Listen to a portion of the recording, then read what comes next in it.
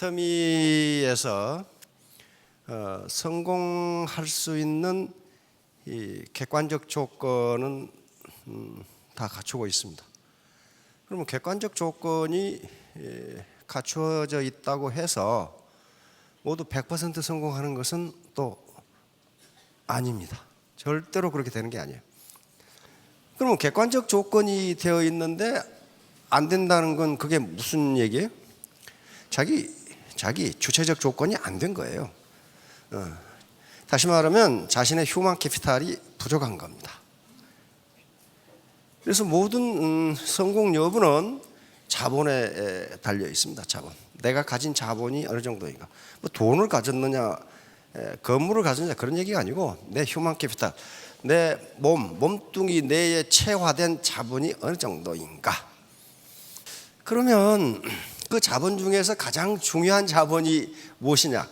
이건 지금 심리학자들이 치열하게 연구하고 있죠. 과거 19세기, 20세기 중반만 하더라도 IQ라고 생각했습니다. IQ. 그때는 IQ가 맞아요. 그때는 IQ만 높으면요 평생 잘 먹고 잘 살고 존경받으며 살았어요. 법조문 달달 외워가지고, 물론 법조문만 달달 외우는 건 아니지만은 사법고시 합격하면 어때요? 판검사 되면 평생 존경받으며 잘 살아요. 의사 되면 평생 의사 선생님은 잘 살아요. 지금 사법고시 변호사 사법연수원 나온 사람들 거의 40%가 백수죠. 의사 거의 절반이 망해요. 안 됩니다.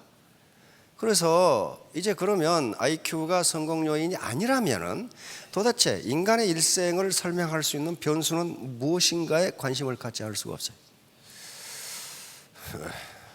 최근에 많은 학자들이 결론이 나왔죠. 열정과 끈기입니다. 열정과 끈기. 어떤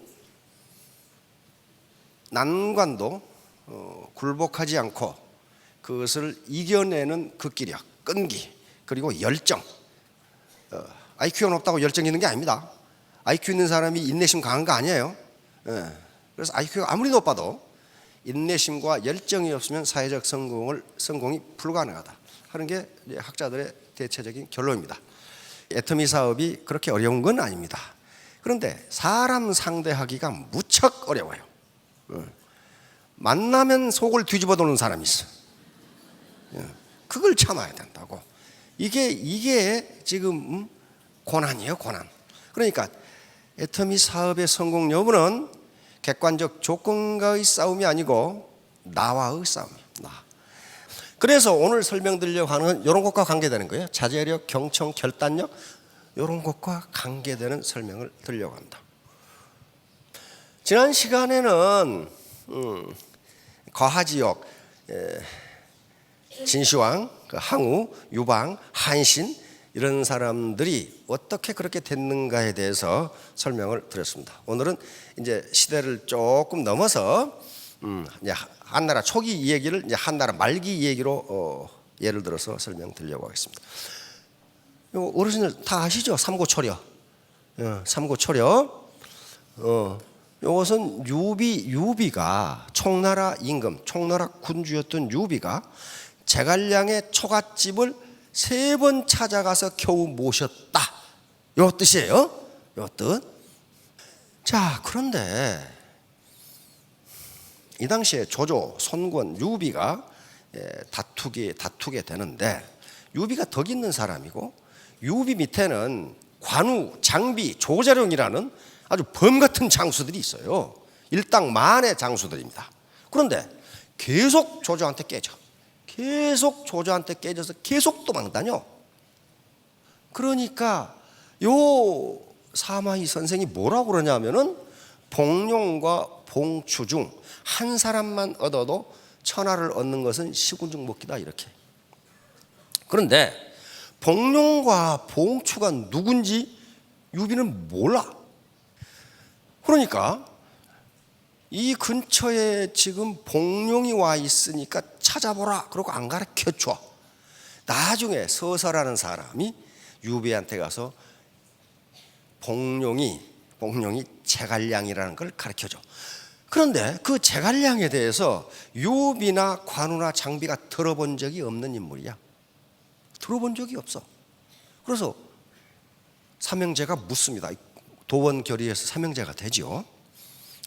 나이가 누가 많은지도 몰라. 지금 역사적으로 아마 관우가 제일 나이가 많았을 걸로 그렇게 추정이 되는데, 그래도 유비가 황손이잖아요. 그래서 유비가 형님이 되고 관우 두 번째, 세 번째 장비가 된 거예요. 그래서 사마이 선생한테 이 사람이 묻습니다. 그 제갈량이라는 놈이 어떤 놈이요? 그러니까 관중이나 아기보다 낫다. 관중은 이런 관포지교란 말 들어봤을 겁니다. 제 나라의 재상이었습니다. 제 나라를 패권 국가로 올려버린 사람이 관중이라는 사람이. 아기는 연나라, 연약했던 연나라, 그 당시 강한 진나라와 제나라가 있는데, 아기 장군은 그 약한 허약했던 연나라 군사를 이끌고 제나라를 격파해버린 그런 아주 불세추루 명장이에요. 이것보다 낫다 그런단 말이에요. 그리고 책사로서는 강태공, 제나라의 시조죠. 무왕을 도와서 주나라를 세운 강태공, 그리고 한나라 한고조를 도와서 한나라를 만든 장자방보다 낫다 이래버려. 그러니까 삼형제가 기절 초풍한다. 뭐 그런 인간이 다 있냐? 있다 이거야. 그런 인간이 있다 이거야. 그러니까 이제 제갈량이 그 군에 산다는 걸 알고 삼형제가 찾아갑니다. 찾아가는데 이때부터 역사가 시작되는 거예요. 자, 이때 제갈량의 나이는 만 26세. 유비, 한나라의 황손이자 총나라의 군주인 유비의 나이는 만 46세, 20년 차이야. 제갈량은 백면서생, 어디서 뭘 하다 굴러 먹다 나온 젊은인지 모르는 인물이라고. 그런데 그 인재를 얻기 위해서 삼형제가 범 같은 장수 둘 거느리고, 한나라의 황손이, 총나라의 군주가, 초리는 초가집이에요. 초가집을 찾아가는 거예요. 근데 제갈량은 어떻게 했어요? 가을에 찾아왔는데 나가버리고 없어. 왜? 제갈량은 이분들이 온다는 걸 아는데 나가버리고 없어. 그래서 이번에는 없으니까 이 동자에게 우리가 다시 올 테니 제갈량이 들어오면 연락을 해달라. 에? 그래서 제갈량이 집에 있다고 연락을 했어. 그때가 한겨울이야. 삼형제가 털털 걸어가지고 눈 펄펄 맞으면서 갔는데 또 어디 가버리고 없어. 어디로 갔냐는 게 모르겠대. 분명히 있다는 걸 알고 왔는데 가버렸어. 그런데 이 불같은 성격을 가진 장비가, 그놈을, 형님은 앞으로 오실 필요가 없고 이놈의 자식을 오기만 하면 내가 오랏줄로 묶어가지고 끌고 갈 테니까 기다리시라고. 만약에 안 끌려오면 불을 확 쏴질러버려. 이제 장비 입장에서는 그렇죠. 이 천하의 맹장인데 이 자식이 온다고 왔는데 가버렸어. 근데 유비는 그걸 달랩니다. 그러지 마라. 자, 그리고 또 왔다는 말을 듣고 또 왔는데, 황손이 왔는데 계속 낮잠만 퍼자고 있는 거야. 계속 낮잠만 퍼자고 있는 거지. 26살 먹은 놈이 말이야. 46살 먹은 황손이 왔는데 자빠져 자고 있는 거야 계속. 그러고 한나자를 자고 나서 그때사 일어나. 그래 놓고 제갈량이 일어나서 천하 삼분지계를 이야기합니다. 천하 삼분지계. 이쪽은 지금 중원 있죠. 여기는 조조가 100만 대군을 거느리고 세력을 확장하고 있기 때문에 여기를 아직 넘볼 수가 없다. 그 다음에 이쪽 강소성 근처에, 이건 오나라인데 이쪽이 양자강 쪽이죠. 손권이 3대에 걸쳐서 손권 집안이 왕을 하고 있고 지세가 험준하고 민심을 얻었기 때문에 이 땅은 넘볼 수 없다. 그러면 주인 없는 땅이 어디냐? 여기다. 여기 주인 없는 땅. 여기 지세가 험하고, 그 다음에 유표라는 사람이 있기는 있지만 힘을 떡하고, 그렇기 때문에 이 땅을 차지하고, 여기는 천시를 얻었고, 천시. 여기는 지리를 얻었고 험한 땅이야. 못 쳐들어가. 여기는 군주께서는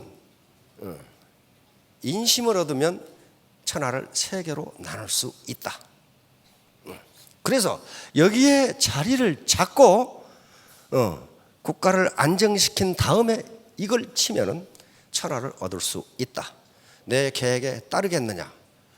류비가 뭐라고 그랬어? Yes, that's good idea. 그러고 이제 제갈량을 스승으로 모십니다. 46세 된 군주가 26세 된 제갈량을 군사로 모십니다. 군의 스승이죠. 자, 그러면 이제 리더는 왜 그 26살밖에 안 먹은 제갈량을 46세 된 황손이자 군주가 3번이나 찾아갔을까? 그 이유가 뭘까? 그러니까 리더는 이제 그런 걸 알아야 된단 말이에요. 제갈량과 유비는 지금 장기를 두고 있는 거예요. 만약에 26살 먹은 아무 네임밸류도 없는 제갈량이 군사, 범 같은 장수들을 부리려고 하면 장수들이 말 듣겠어요? 안 들어요. 안 듣습니다. 어디서 뭐 먹던 놈인지도 모르는데 농사 짓고 살고 있었거든. 농사꾼이거든. 농사꾼이 어떻게 관우, 장비, 조자룡, 황총 말이지, 마초 같은 그런 장수들이 농사꾼 말을 듣겠냐고. 안 들어요.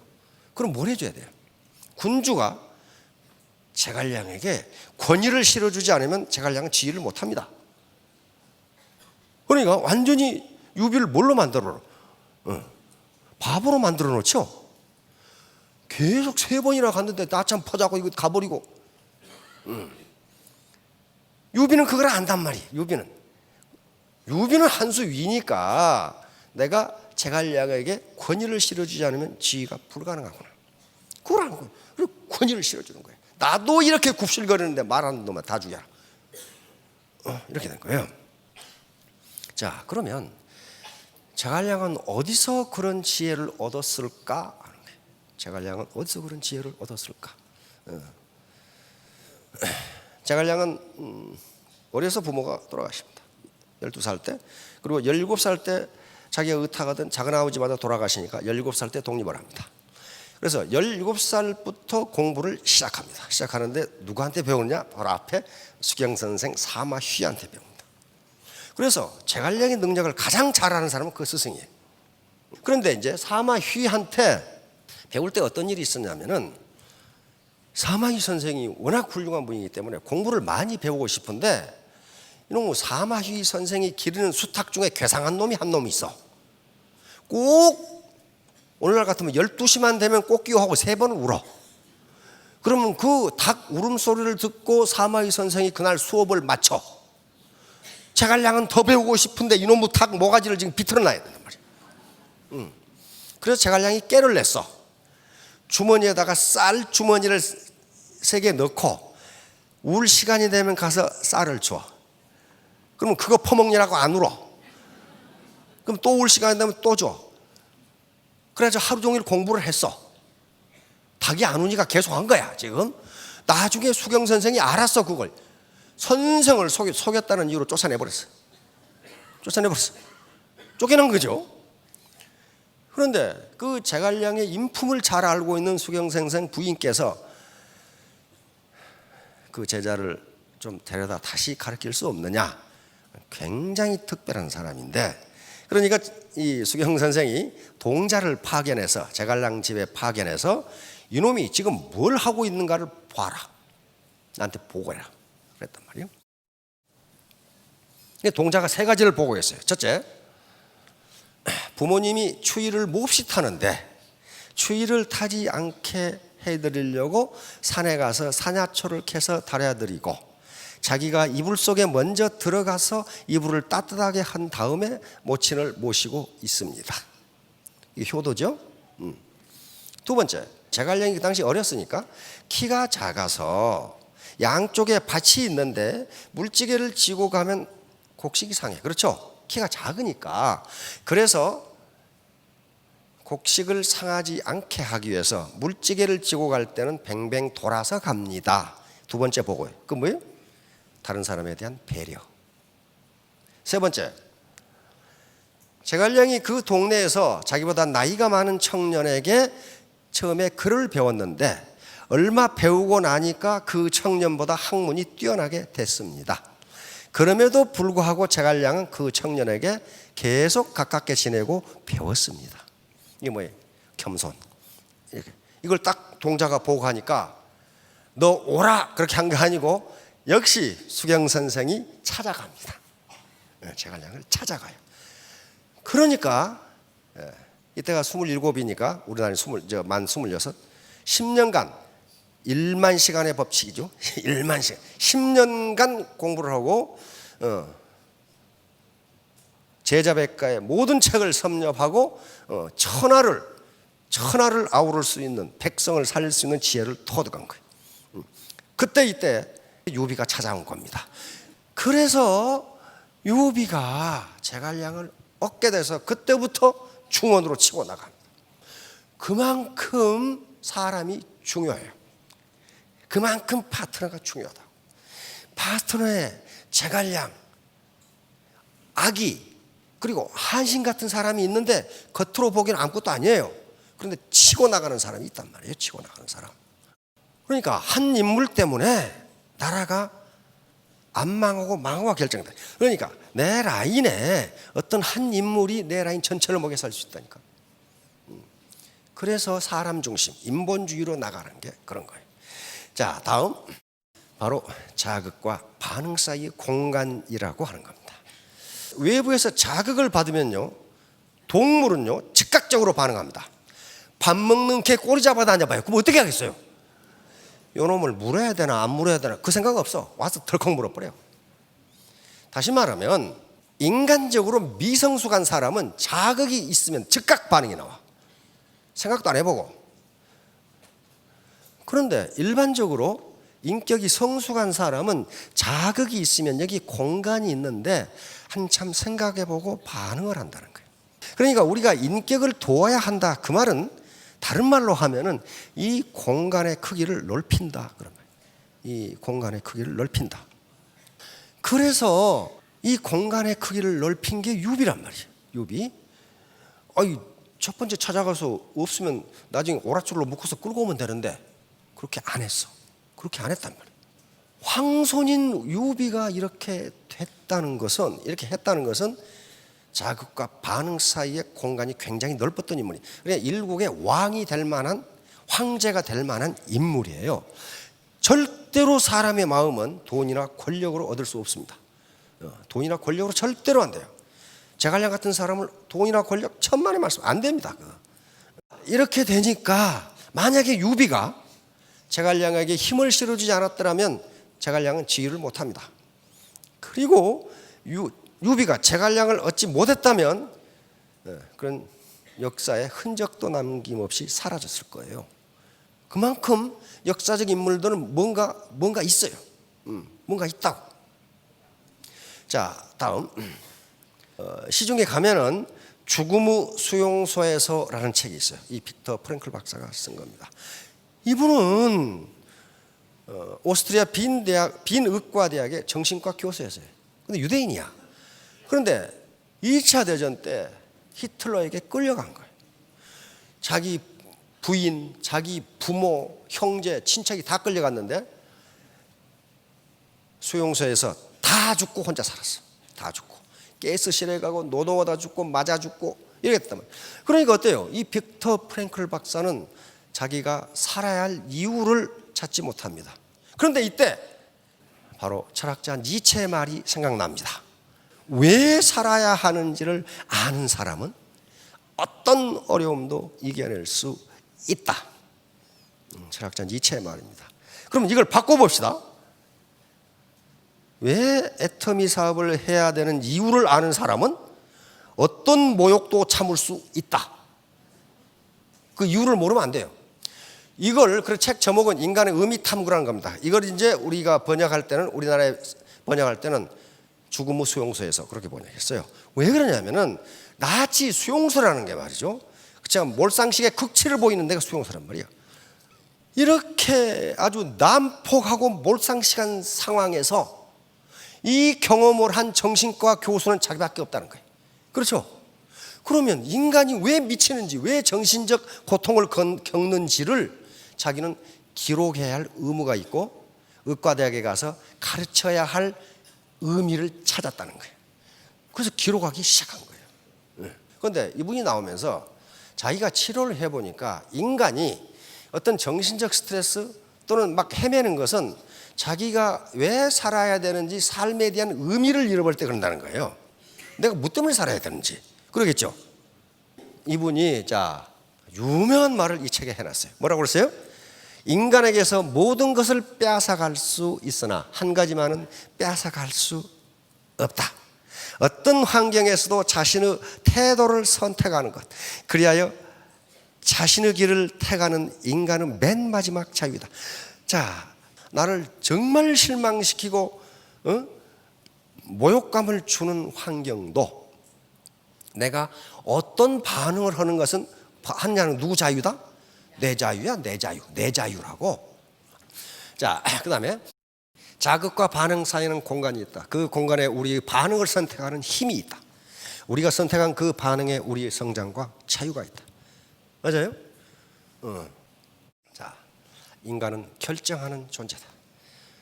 내가 해야 된다고. 그것이 내 최종 자유야. 아무도 못 뺏어가. 내가 어떻게 할 것인지는 아무도 못 뺏어가. 우리가 더 이상 상황을 변화시킬 수 없을 때는 우리 자신을 변화시켜야 한다. 내 지금 가정 경제 상황을 변화시킬 수가 없어. 지금까지 고집만 디릭디릭 피워왔는데, 그러면 내가 시대의 흐름에 반응해서 내가 변할 수밖에 없어요. 내가 변할 수밖에 없어. 이제 결론입니다. 삼고초려. 리크루팅하고 자기 다운라인을 섭외하는데 그렇게 자존심 상해하지 마세요. 유비, 황손도 26살 먹은 말이에요. 자기보다 20살이나 적은 제갈량을 그 초가집을 3번이나 찾아가서 구박을 맞았는데 그거 참으시라고. 자극과 반응 사이 공간, 이 공간을 넓히시라고 말이에요. 요건 자기 자제력입니다. 자제력. 요즘 학자들이 인간의 일생을 결정하는 가장 중요한 요소로 치고 있는 게 자제력이에요. 셀프 컨트롤이에요. 자제력. 내가 나를 통제할 수 있는 힘이란 말이에요. 내가 나를 통제할 수 있어야 돼요. 자제력. 천하 삼분지기. 요건 제갈량처럼 공부하지 않으면 이 지혜가 나오질 않아요. 그리고 유비도 어때요? 바로 받아들이죠. 이런 생각이 있었다는 거예요, 지금. 그래서 결단을 못하고 있는데 제갈량이 이걸 제안한 거예요. 그 다음에 경청. 굉장히 중요합니다. 유비는 자기 황손이고 총나라 군주이면서 20세 연하, 도대체 무슨 공부를 한지도 모르는 그 제갈량, 단지 그걸 가르쳤던 수경 선생의 말을 듣고 제갈량은 관중이나 아기보다 낫다. 그리고 강태공과 장자반과 동급이다. 결론 맺도록 하겠습니다. 그러면 이제 여기 계신 분들은 정말 자제력, 용기, 열정, 끈기 이것만 발휘하시면 아마 3년, 5년 후에는 스타마스터나 로얄마스터가 되실 겁니다. 근데 그 과정에서 누구를 이겨야 돼? 나 자신을 이겨야 돼. 그것만 하시면 됩니다. 모두 성공하시기 바랍니다. 감사합니다.